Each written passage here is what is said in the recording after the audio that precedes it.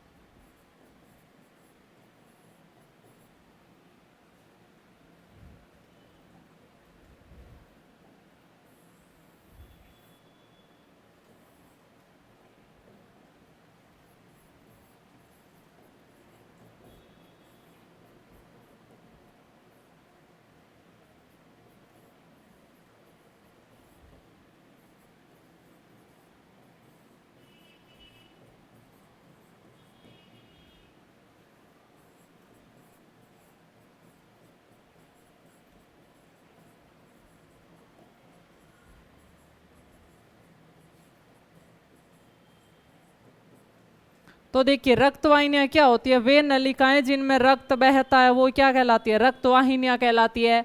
और ये मुख्य रूप से 2 प्रकार की होती है, एक होती है सीरा और एक होती है धमनी।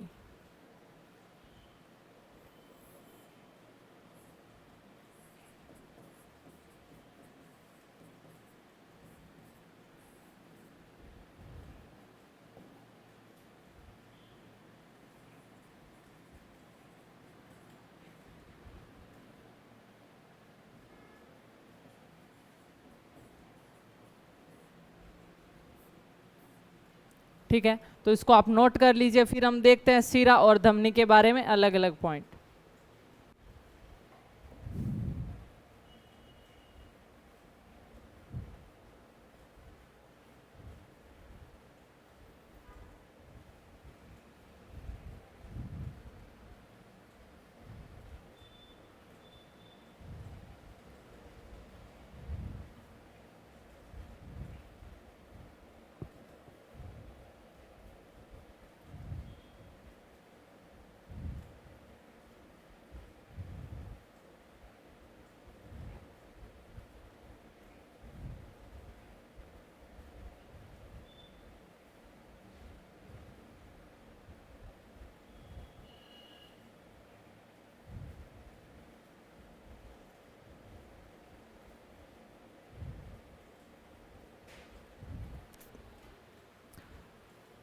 तो देखिए स्टूडेंट्स, अब हम टेबल बनाकर समझते हैं कि सीरा और धमनी के अंदर क्या अंतर होता है।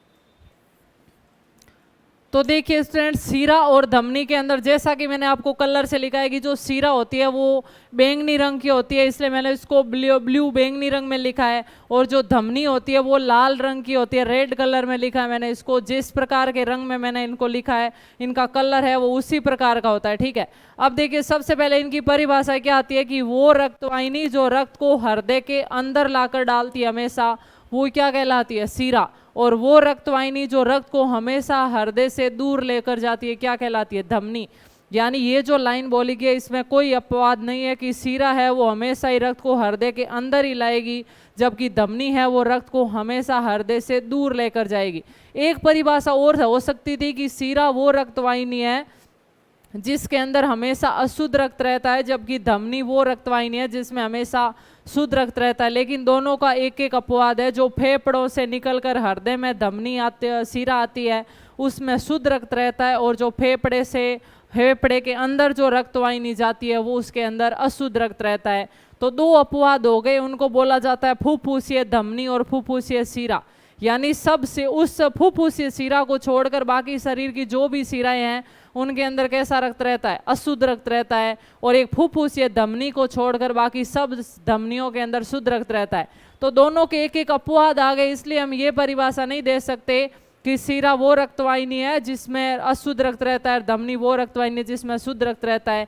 लेकिन ये जो पहली परिभाषा होगी इसमें कोई अपवाद नहीं है कि सीरा हमेशा रक्त को हृदय के अंदर लाती है और धमनी रक्त को हमेशा हृदय से दूर लेकर जाती है, ठीक है। तो पहला पॉइंट है इनकी परिभाषा।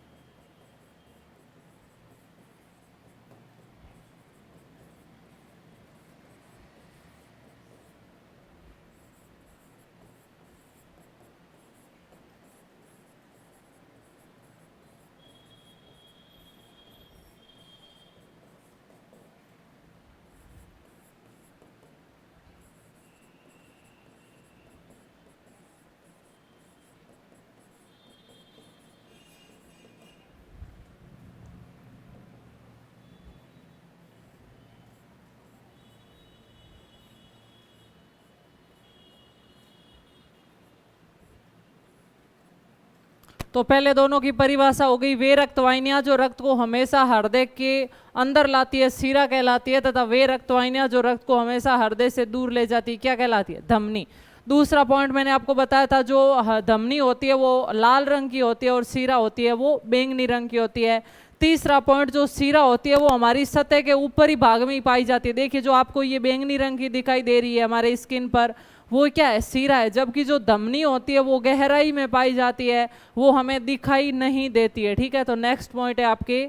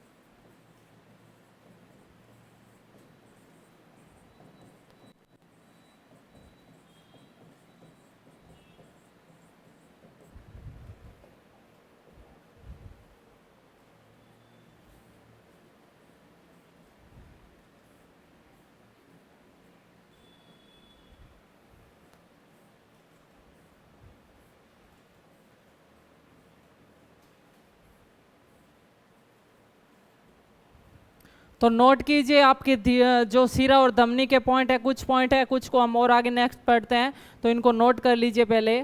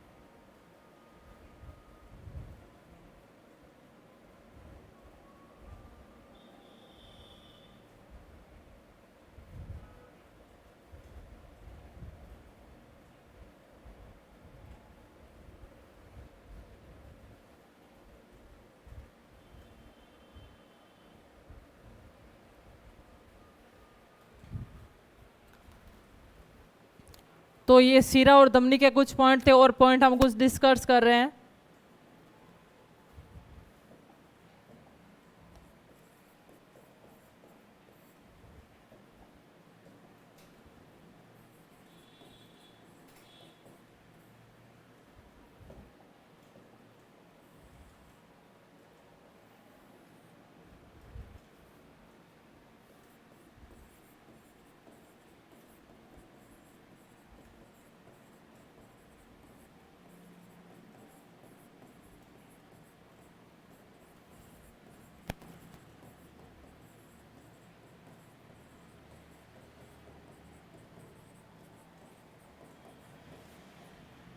देखिए आगे आपके नाम आया है कपाट। कपाट क्या होते हैं कि जो रक्त वाहिनियां, जैसे ये सीरा है, सीरा की जो दीवार गुहा होती है वो ज्यादा चौड़ी होती है, जबकि धमनी की है वो संकरी होती है। अब क्या होगा, सीरा में रक्त ऊपर की ओर चढ़ेगा और धमनी में रक्त हृदय से नीचे की ओर आएगा। तो क्या होगा इसके अंदर कि जो सीरा की गुहा चौड़ी, अगर यहाँ पर जाते टाइम ब्लड प्रेशर है वो कम हो गया तो रक्त वापस यहाँ पर आकर गिरेगा। ठीक है, तो इसको सपोर्ट देने के लिए जगह जगह पर कुछ आधार भाग पाए जाते हैं, कुछ आपके जो सुरक्षा करने के लिए या इनको सहारा देने के लिए जगह जगह पर कुछ इस प्रकार के भाग पाए जाते हैं। इनको क्या बोलेंगे, कपाट। लेकिन धमनी में तो रक्त है वो नीचे की ओर जाना है और इसके अंदर दीवार भी संकरी होती है, अंदर की गुहा भी, तो रक्त प्रेशर से चलेगा, वैसे भी वो नहीं रुकेगा, तो धमनी के अंदर कोई कपाट नहीं पाए जाते हैं। तो ये संरचना कहलाती है क्या है, कपाट। तो ध्यान रखना, सीरा के अंदर कपाट पाए जाते हैं जबकि धमनी में कपाट नहीं पाए जाते। सीरा की जो आंतरिक गुहा होती है वो चौड़ी होती है, जबकि धमनी की आंतरिक गुहा है वो संकरी होती है।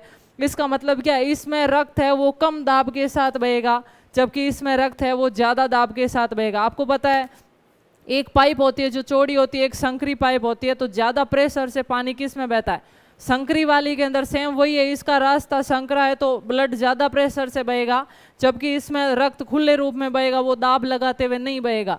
तो इसलिए जो हम रक्त दाब मापते हैं, ब्लड प्रेशर या बीपी, वो किस रक्त का दाब मापा जाता है, रक्त द्वारा धमनी की दीवार पर जो दाब लगाया जाता है उसी को रक्त दाब कहा जाता है। आपके क्वेश्चन भी आता है कि रक्त दाब वह दाब है जो रक्त किस रक्तवाहिनी की दीवार पर लगाता है, धमनी की दीवार पर, क्योंकि इसी की दीवार है, भाग है वो संकरा है, तो ब्लड बहेगा तो वो प्रेशर लगाएगा, जबकि इसके अंदर तो रास्ता है वो चौड़ा है तो प्रेशर लगाने की जरूरत नहीं पड़ेगी। तो देखिए नेक्स्ट पॉइंट,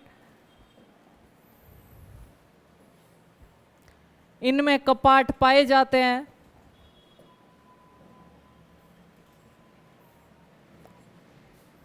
जबकि इनमें कपाट नहीं पाए जाते।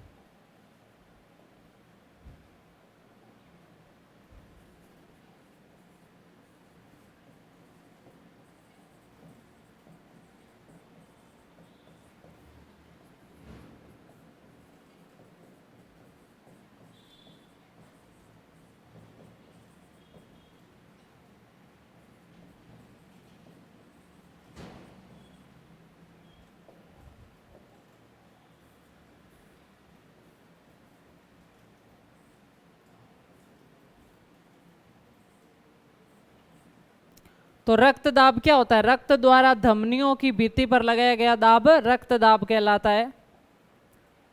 इनकी आंतरिक गुहाएं वो चौड़ी होती है और इनमें रक्त कम दाब के साथ बहता है, जबकि इनकी आंतरिक गुहा है वो संकरी होती है और इनमें रक्त ज्यादा दाब के साथ बहता है।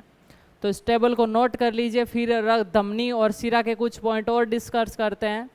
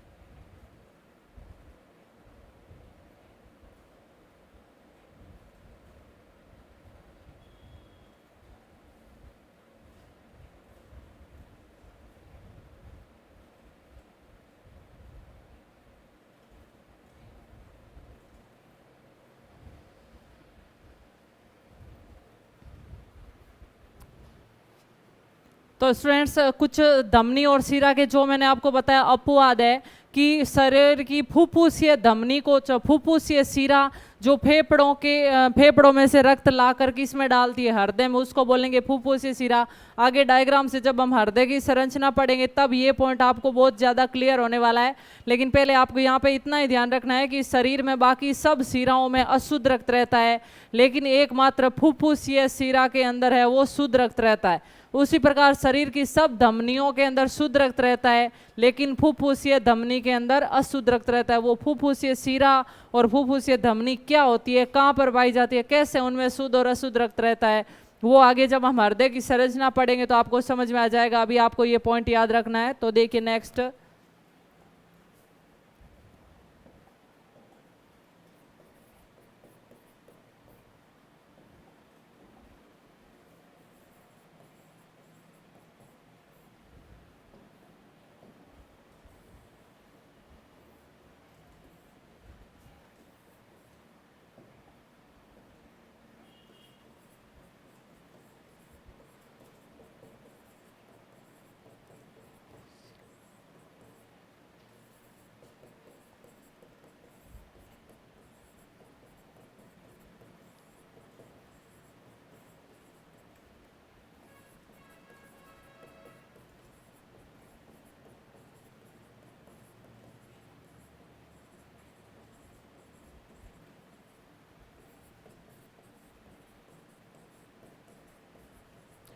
तो देखिए फुफ्फुसीय शिरा को छोड़कर शरीर की से सभी शिराओं में अशुद्ध रक्त रहता है। इसका मतलब है फुफ्फुसीय शिरा में कौन सा रक्त रहता है? शुद्ध रक्त रहता है।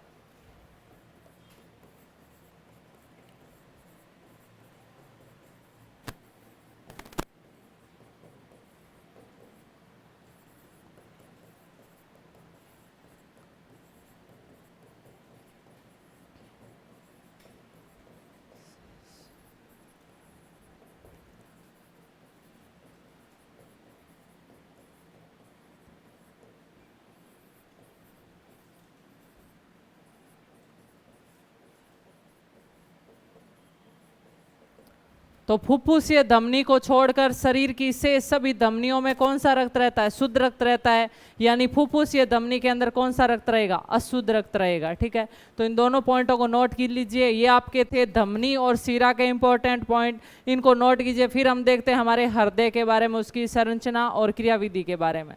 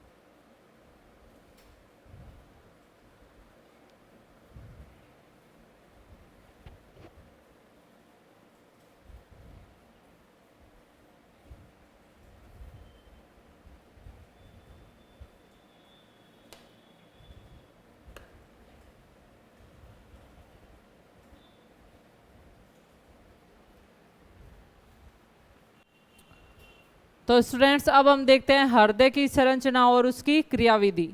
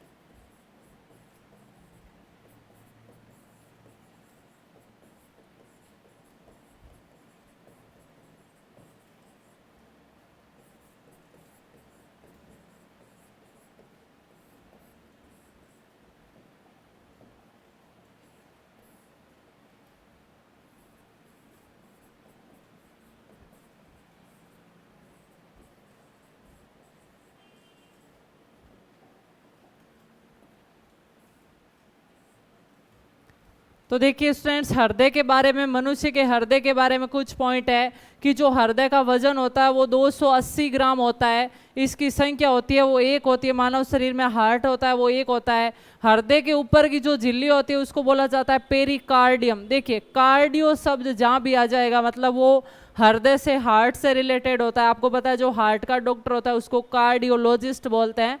तो कार्डियो शब्द जहाँ भी आएगा वो किससे रिलेटेड होगा? हृदय से रिलेटेड होगा। हृदय का कार्य शरीर में रक्त को पंप करना। देखिए ये पॉइंट इंपॉर्टेंट है, ध्यान रखना। हृदय है वो ना तो रक्त को शुद्ध करता है ना वो रक्त को संग्रहित करता है, बल्कि हृदय क्या करता है? शरीर के अंगों में अंगों से रक्त को खींचता है, अंगों के अंदर ही रक्त को भेजता है।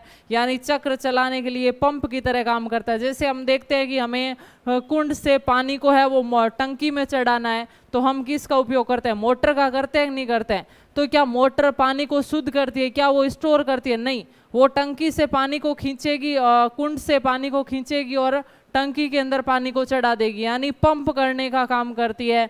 और सेम वही प्रोसेस हमारे शरीर में किसका होता है, हृदय का होता है। तो हृदय को पंप ही मानना है। आप ऐसे ही काम करो कि जो रक्त नलिका है वो तो है आपके पानी की पाइप, और जो मोटर है वो क्या है, रक्त का हृदय। तो हृदय है वो मोटर है, और रक्त वाहिनी है वो पानी की पाइप है, ठीक है। तो शरीर में हृदय का काम अभी से याद रखना, कभी भी कंफ्यूज नहीं होता है।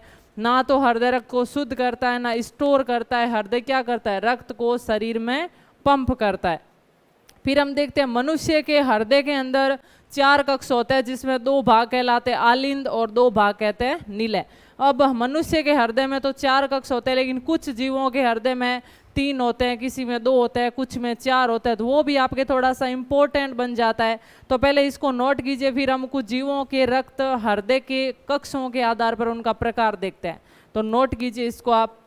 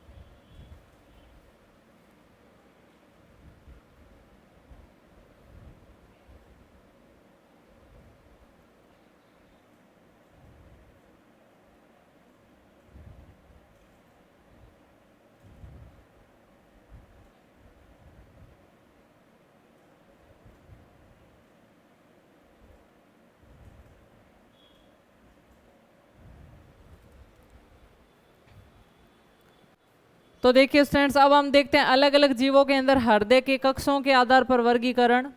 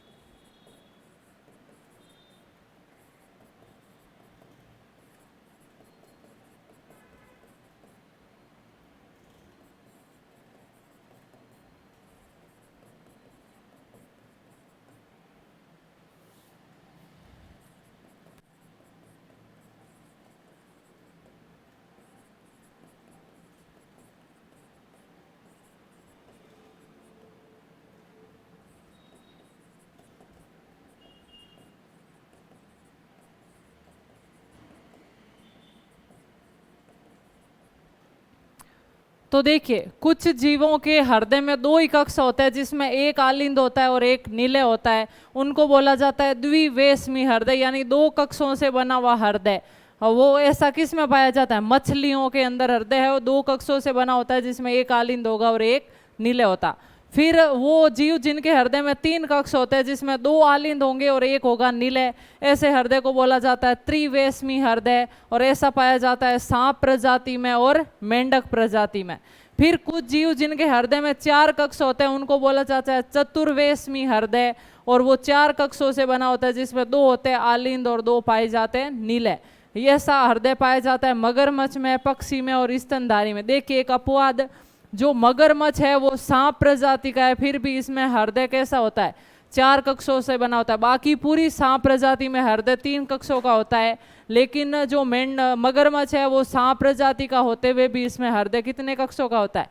चार का। उसके अलावा पक्षियों में भी चार का, और स्तनधारी में मनुष्य आएंगे, उनके अंदर हृदय कैसा होता है? चार कक्षों से बना होता है। तो हमें इस हृदय की स्टडी करनी है कि दाएं आलिंद बाएं आलिंद क्या काम करता है, नीलियों का क्या काम होता है। तो यहाँ तक आप इसको नोट कर लीजिए स्टूडेंट्स। यहाँ तक ही थी अपनी क्लास।